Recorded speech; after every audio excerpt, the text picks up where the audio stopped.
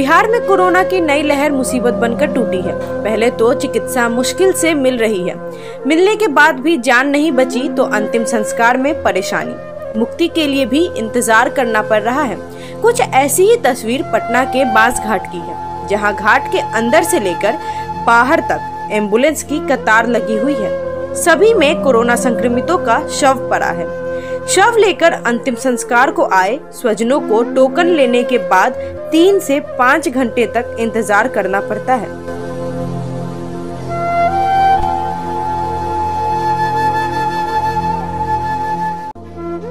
विद्युत शवदाह में पहले से पड़े हैं शव। बांसघाट विद्युत शवदाह परिसर में प्रशासन की टीम रजिस्टर में कोरोना संक्रमितों का ब्यौरा दर्ज कर रही थी। वहीं पास की सीढ़ियों पर दर्जन भर से अधिक लोग बैठे हैं। कुछ के हाथ में कागज की पर्ची है।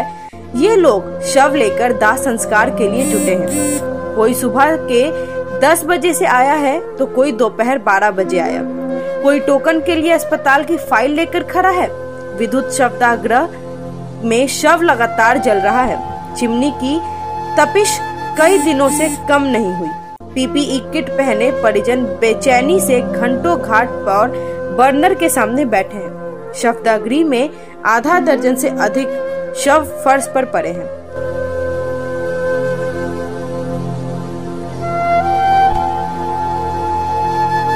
मरीज जलाने के लिए कहाँ पर मरीज आ रहे हैं? आ रहा है। लकड़ी से जलाइए मशीन में लकड़ी से क्या खर्चा हो जाता है? खर्चा है देखिए 10 से 500 लकड़ी में लगता है। हाँ ठीक है ना। उसके बाद लेबर उठाएगा, चीता बनाएगा, उसमें आपको कुछ नहीं करना पड़ेगा। बॉडी को खुद से उतारेगा, खुद से भी अपना चीता पर सजाएगा, आग लगा डोम रखिएगा। डोम को अपना देना पड़ेगा। डोम को तो अनलिमिटेड है, अपना 1000 2000 500 जितना दे सकते हैं। इसके बाद से पंडित जी 600 रुपये लेते हैं, पंडित ठाकुर जी 500। और उसके बाद दुकान का जो सामान लीजिएगा उसका खर्चा है। कोविड मरीज के लिए सरकार की तरफ से तो सरकार के हिसाब से तो रसीद कटवाना पड़ेगा, तो मशीन में जलाना पड़ेगा, फ्री में जलाना मशीन में जलाएगा। लकड़ी पर जलाइएगा तो 10 है और कुछ कम नहीं होगा? इसका फिक्स है सर 10 है।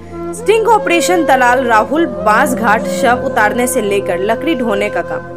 विद्युत शवदाह में दबाव बढ़ने पर दूसरी छोर पर लकड़ी पर शव जलाए जा रहे हैं। यहाँ आधा दर्जन से अधिक एम्बुलेंस कतार में खड़ी है, जबकि कुछ बाहर है। हर एम्बुलेंस में कोरोना संक्रमित का शव पड़ा है। सुबह से चिताएं सजाई जा रही हैं और एक चिता ठंडी नहीं पड़ी कि दूसरी जलनी शुरू हो जा रही है। आ गया बॉडी आपका? आ रहा है ठीक ना। बॉडी आएगा। कोविड है कि जो नॉर्मल है? कोविड है ना। अपने से तो बॉडी नहीं उतारी है। जो ये लोग उतार रहे हैं ना बॉडी, 2000 रुपये ये लोग लेंगे। और ठाकुर पंडित जो विधि व्यवहार करवाएंगे ना, उसका 1100 लेंगे। और मशीन में जलाने की लकड़ी पे लकड़ी का जो पैसा लगेगा कितना पूरा खर्चा हो जाएगा? लकड़ी का आपको पड़ जाएगा 10,500 पूरा। मशीन में निःशुल्क है, लेकिन मशीन में टाइम लगेगा आपको। 20 बॉडी 25 बॉडी अभी है। और जो सामान लीजिएगा उसका पैसा लगेगा। लकड़ी का तौल पहले से 1 दर्जन शव पर है, तो दूसरी तरह घाट पर लगातार चिता सजाने के लिए लकड़ी तौल रही है। हर काम के लिए मनमानी वसूली। राजेंद्र नगर स्थित अस्पताल से शव लेकर पहुंचा युवक थमकर छांव में खड़ा था।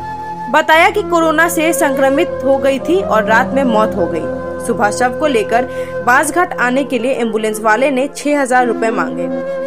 यहाँ आने पर शव उतारने से लेकर लकड़ी ढोने वाले को भी रुपए देने पड़ रहे हैं।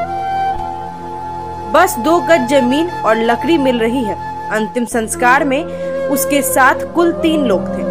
पप्पू यादव ने कहा कि ऐसी विकट परिस्थिति में कुछ लोग सुधर नहीं रहे, दवा आदि की कालाबाजारी कर अपनी जेब भरने में लगे हैं। उन्होंने कहा कि सरकार अगर बिहार में कोरोना के चेन को तोड़ना चाहती है तो सभी कोविड अस्पताल को सेना के हवाले कर देना चाहिए।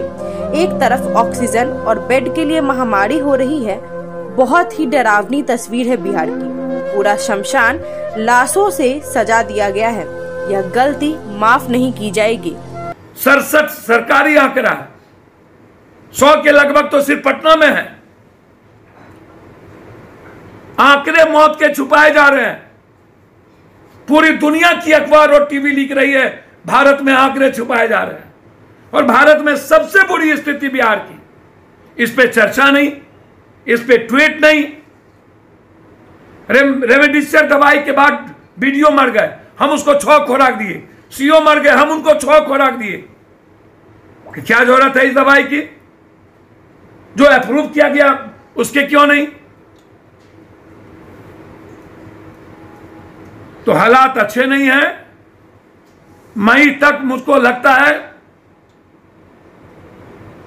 कि इस क्राइसिस में माफिया पदाधिकारी, नेता, ये तीनों मिलकर के जो नरसंहार किया है और पूरा का पूरा दुल्हन के तरह सजा दिया शमशान को। अस्पताल नहीं सजी, शमशान सज गया। आइए और जलिए, आइए और जलिए, बाहरे बाह दुनिया।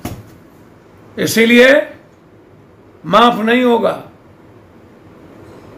हालात अच्छे नहीं हैं। 1.5 साल से आप सोए हुए थे, मजे ले रहे थे। सत्ता में पागल थे दोनों, सत्ता पक्ष और विपक्ष।